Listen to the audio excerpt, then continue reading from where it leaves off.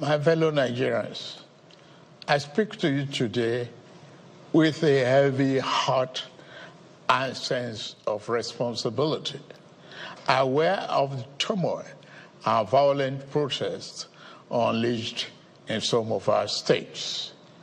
Notably, among the protesters were young Nigerians who desired a better and more progressive country where their dreams, hope, and personal aspiration will be fulfilled. I am especially pained by the loss of lives in Borno, Jigawa, Kano, Kaduna, and other states, the destruction of facilities in some states, and the wanton looting of supermarkets and shops, contrary to the promise of protest organizers that the protest will be peaceful across the country. The destruction of properties set us back as a nation, as scarce resources will be again used to restore them. I commiserate with the families and relations of those who have died in the protest. We must stop further bloodshed, violence, and destruction. As the president of this country, I must ensure public order in line with the constitutional oath to protect the lives and property of every citizen. Our government will not stand idly by and allow a few with a clear political agenda to tear this nation apart. Under the circumstances, I hereby enjoin protesters and the organizers to suspend any further protest and create room for dialogue, which I have always acceded to at the slightest opportunity.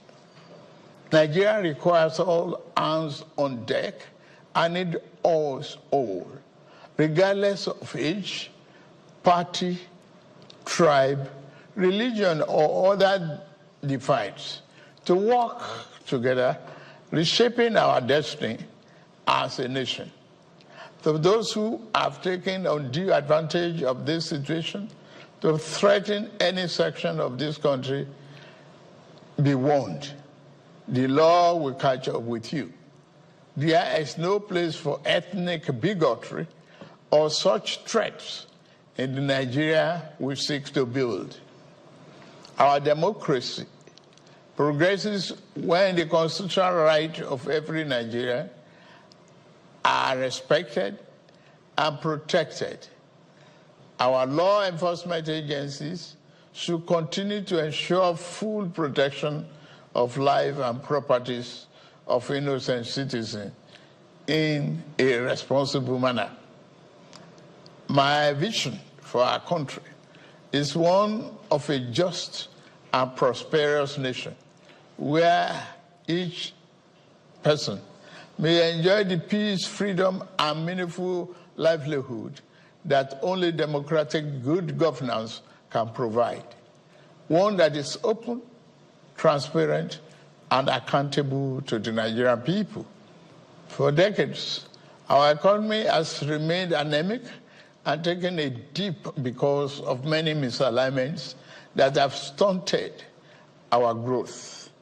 Just over a year ago, our dear country, Nigeria, reached a point where we couldn't afford to continue the use of temporary solutions to solve long-term problems for the sake of now and our unborn generations.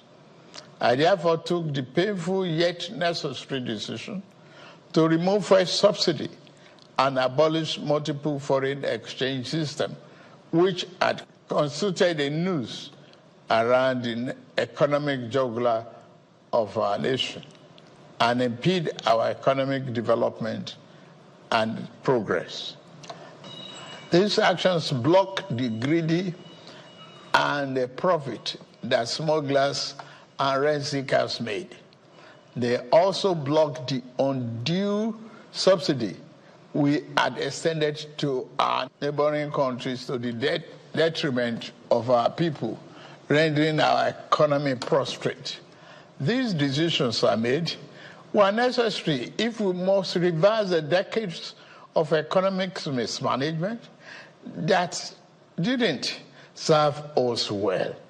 Yes, I agree, the buck stops on my table, but I can assure you that I am focused fully on delivering the governance to the people, good governance for that matter. In the past 14 months, our government has made significant strides in rebuilding the foundation of our economy to carry us into a future of plenty and abundance. On the physical side, aggregate government revenue has more than doubled, hitting over 9.1 trillion naira in the first half of 2024, compared to the first half of 2023, due to our efforts at blocking leakages, introducing automation, and mobilizing funds creatively without additional burden on the people. Productivity is gradually increasing in the non-oil sector, reaching new levels and taking advantage of the opportunities in our current economic ambience.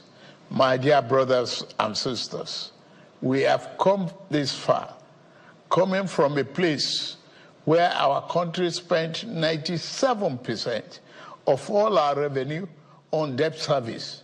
We have been able to reduce that to 68% in the last 13 months. We have also cleared legitimate outstanding foreign exchange obligations of about 5 billion without any adverse impact on our programs. This has given us more financial freedom and room to spend more money on you, our citizens, to fund essential social services like education and healthcare. It has also led to our state and local government receiving highest allocation ever in our country's history from the Federation account. We have also embarked on major infrastructure projects across the country. We are working to complete inherited projects critical to our economic prosperity, including roads, bridges, railways, power, and oil and gas development.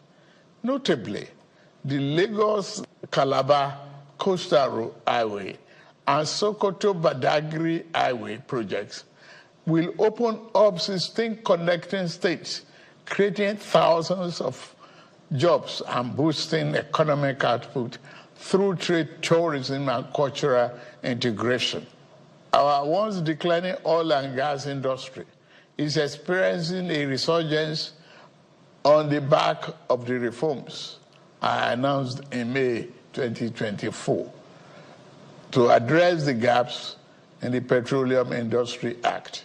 Last month, we increased our oil production to 1.61 million barrels per day, and our gas assets are receiving the attention they deserve. Investors are coming back, and we have already seen 2 foreign direct investments signed, over $500 million since then. Fellow Nigerians, we are a country blessed with both oil and gas resources, but we met a country that had been dependent solely on oil-based petrol, neglecting its gas resources to power the economy. We were also using our hard-earned foreign exchange to pay for and subsidize the use. To address this, we immediately launched our compressed natural gas initiative, CNG, to power our transportation economy and bring us down. This will save over 2 trillion naira a month being used to import PMS and AGO and free up our resources for more investment in healthcare and education. To this end, we'll be distributing 1 million kits of extremely low or no cost to commercial vehicles that transport people and goods and who currently consume 80% of imported PMS and AGO. We have started the distribution of conversion kits and setting up of conversion centers across the country in conjunction with the private sector. We believe that this CNG initiative will reduce transportation costs by approximately 60% and help to curb inflation. Our administration has shown its commitment to the youth by setting up the student loan scheme. To date, 45.6 billion has already been processed for payment to students and their respective institutions. I encourage more of our vibrant youth population to take advantage of this opportunity. We established the Consumer Credit Corporation with over 200 billion to help Nigerians to acquire essential products without the need for immediate cash payment, making life easier for millions of households. This will consequently reduce corruption and eliminate cash and opaque transactions. This week, I ordered the release of an additional 50 billion naira, each for NEL Fund, the student loan, and Credit Corporation for the proceeds of crime recovered by the EFCC. Additionally, we have secured $620 million under the Digital and Creative Enterprises, IDICE, a program to empower our young people, creating millions of IT and technical jobs that will make them globally competitive. This program, including the 3 million technical talent scheme, unfortunately, one of digital centers was vandalized during the protests in Kano. What a shame.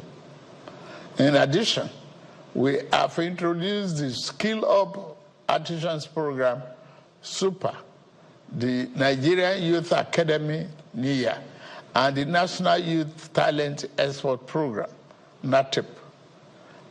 Also, more than 570 billion has been released to the 36 states to expand livelihood support to their citizens, while 600,000 nano businesses have benefited from our nano grants. An additional 400,000 more nano businesses are expected to benefit. Furthermore, 75,000 beneficiaries have processed to receive our 1 million micro and small business single-digit interest loans starting this month. We have also built 10 MSME hubs within the past year, created 240,000 jobs through them, and 5 more hubs are in progress, which will be ready by October this year. Payments of 1 billion each also have been made to large manufacturers under our single-digit loan to boost manufacturing output and stimulate growth. I signed the national minimum wage into law last week, and the lowest earning worker will now earn at least 70,000 naira a month. 6 months ago in Kasana, Abuja, I inaugurated the first phase of our ambitious housing initiative, the Renew Hope City and Estate. This project is the first of 6 we have planned across the nation's geopolitical zones. Each of these cities will include a minimum of 1,000 housing units, with Kasana itself set to deliver 3,212 units. In addition to this city project, we are also launching the Renew Hope Estate in every state, each comprising 500 housing units. Our goal is to complete a total of 100,000 housing units over the next 3 years.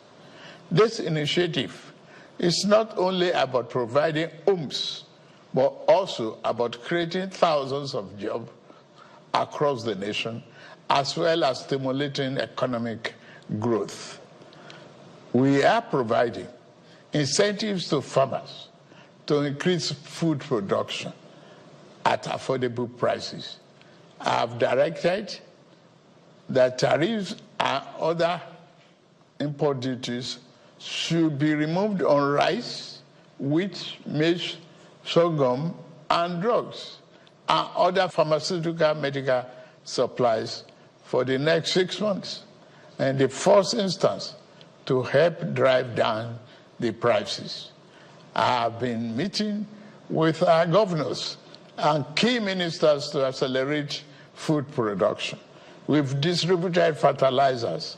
Our target is to cultivate more than 10 million hectares of land to grow what we eat. The federal government will provide all necessary incentives for this initiative, whilst the state provide the land, which will put millions of our people to work and further increase food production. In the past few months, we have also ordered mechanized farming equipment, such as tractors and planters, worth billions of naira from the United States, Belarus, and Brazil. I can confirm to you that the equipment is on the way. My dear Nigerians, especially our youths, I have heard you loud and clear. I understand the pain and the frustration that drive this protest, and I want to assure you that our government is committed to listening and addressing the concerns of our citizens.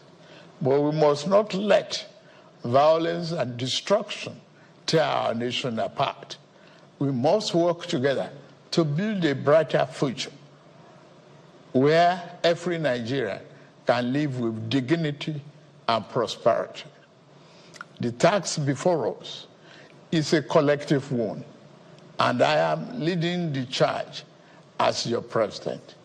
A lot of work has gone into stabilizing our economy, and I must stay focused on ensuring that the benefits reached every single Nigerian as we promised.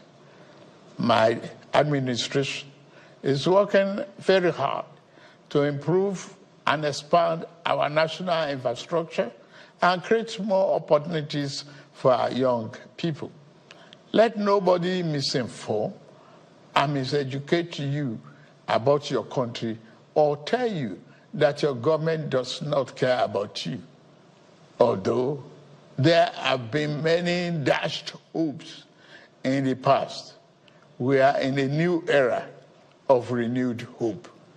We are working hard, and the result will soon be visible and concrete for everyone to see, feel, and enjoy.